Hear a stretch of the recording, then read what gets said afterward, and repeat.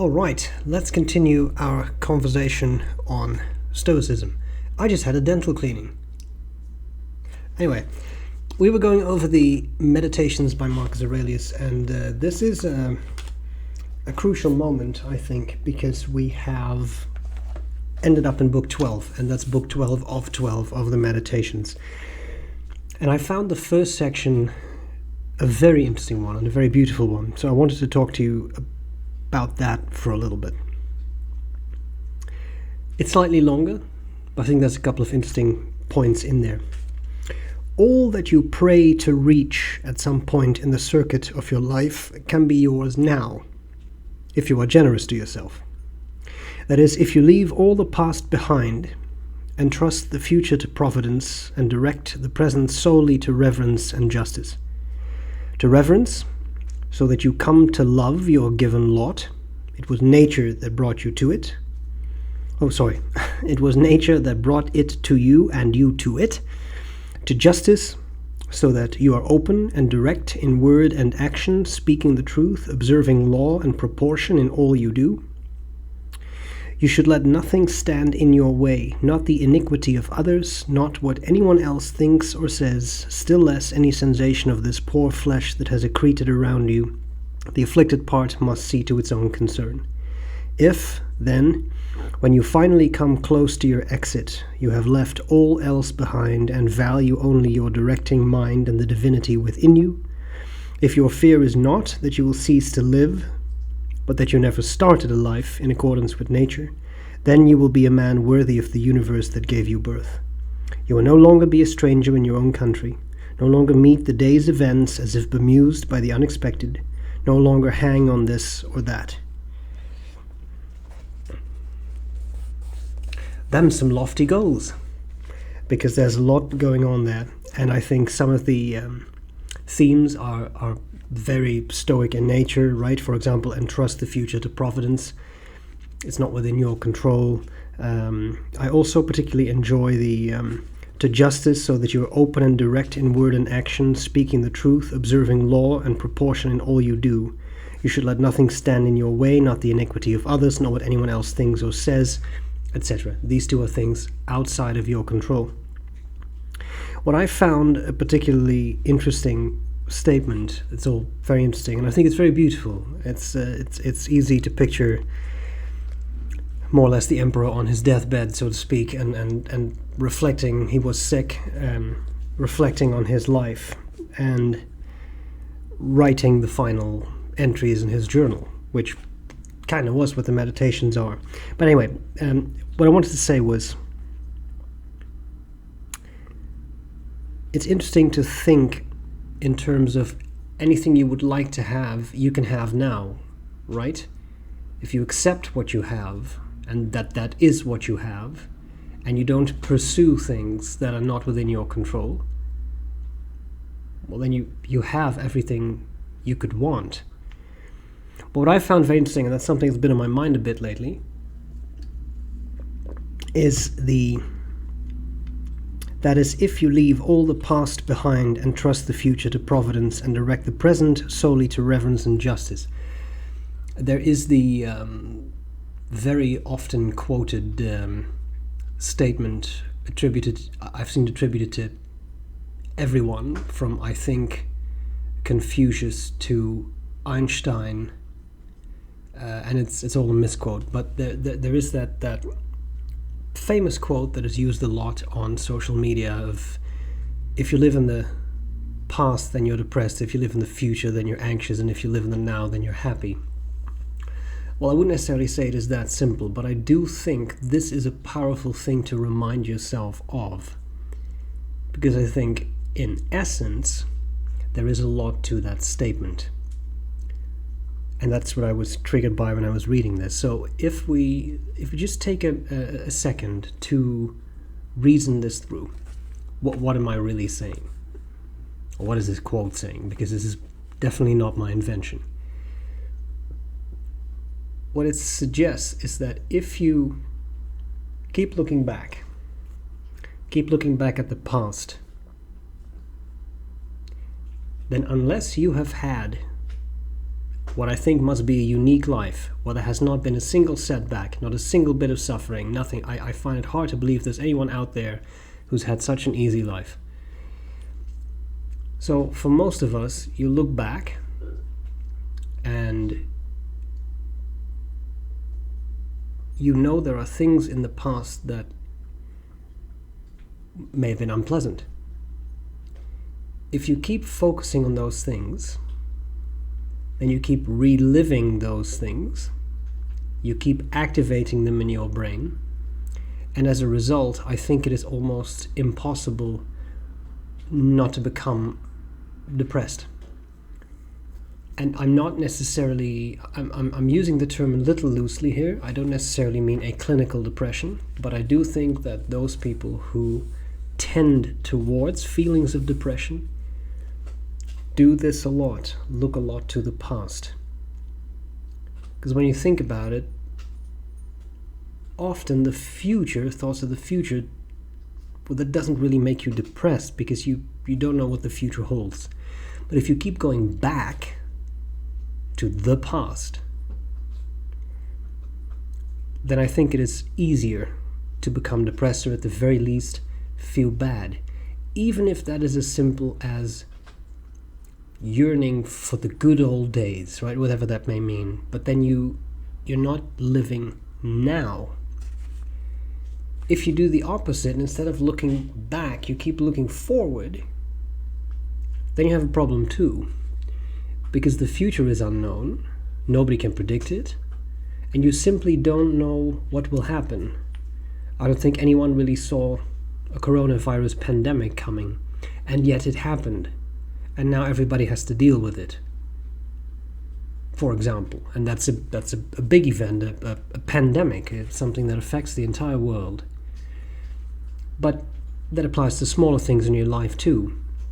You may lose a job that you enjoyed, or whether you enjoyed it or not, losing a job is never a pleasant thing. Or you may get a job that you happen to really enjoy, right, for example.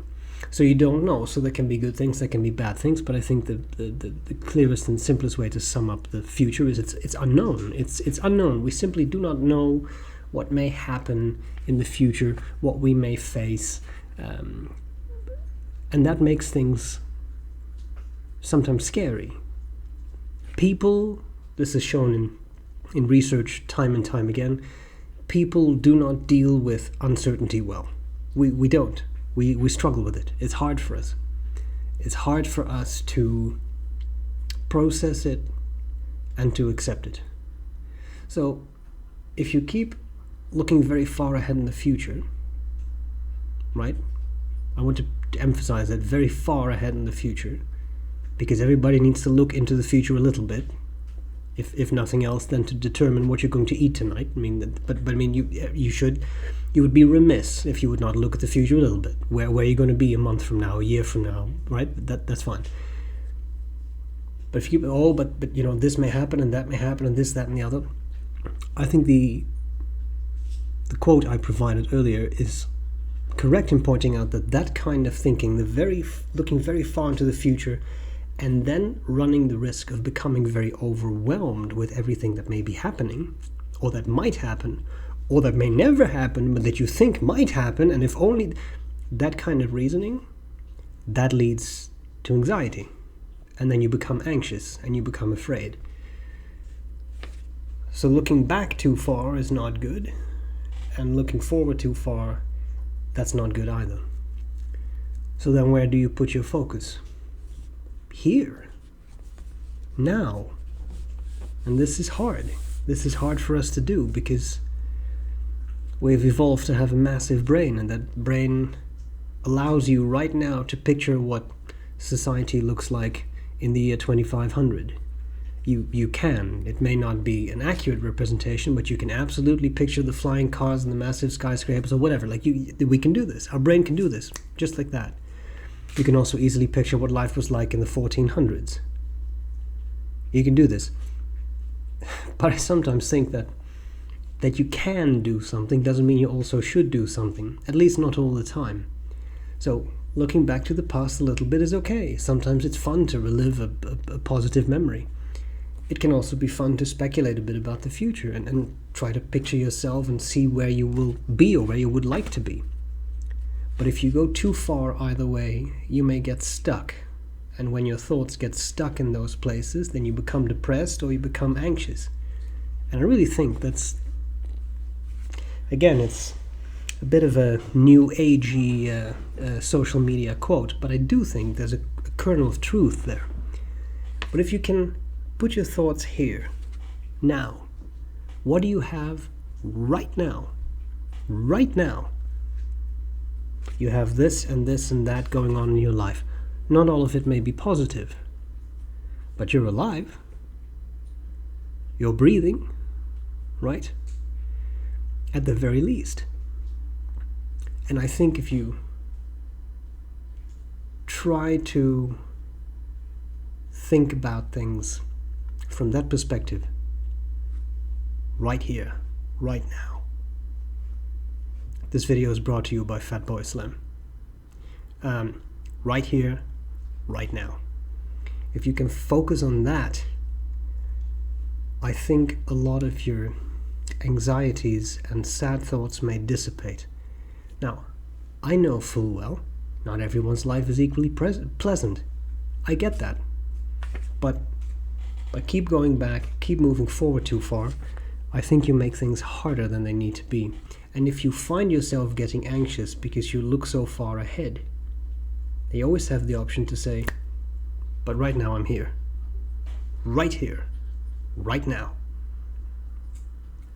And that's where I stay. I choose to stay here. Right now. Because if I go too far, I may lose track of the shore. And if I do, then I become anxious. If I go too far that way, I'll lose track of the shore. But this is your shore. This is what you have. And I have found that to be a very fruitful approach in considering what really matters. While I'm alive now, I have food in the fridge. I'll have a meal tonight. I have a job right now. Right now. Is it sensible for me to at this point think, well, what if I lose this job and this, that, and the other? It is very wise once in a while to have that conversation with yourself. Once in a while. Not 10 times a day, because you will become anxious. Right here, right now. Right now I have this. I might want to be there, or here, or there, but right now I'm here. I found that useful. So, I have ignored most of this particular section. It wasn't on purpose, but I think it's beautiful. And his ending, I think, is very nice. If then, when you finally come close to your exit, you have left all else behind and value only your directing mind and the divinity within you, if your fear is not that you will cease to live, but that you have never started a life in accordance with nature, then you will be a man worthy of the universe that gave you birth. Live. Live. Choose that. Choose to do things. To have an adventure. As far as we know, you get this one life. I've said that before. So, don't be afraid. Live. Do things. Explore. Have adventures. Because if you don't, well, then you're not really living, right? Do it. Right here. Right now. I hope this was useful. Let me know what you think of this approach. And I'll gladly see you next week for more talk about Stoicism.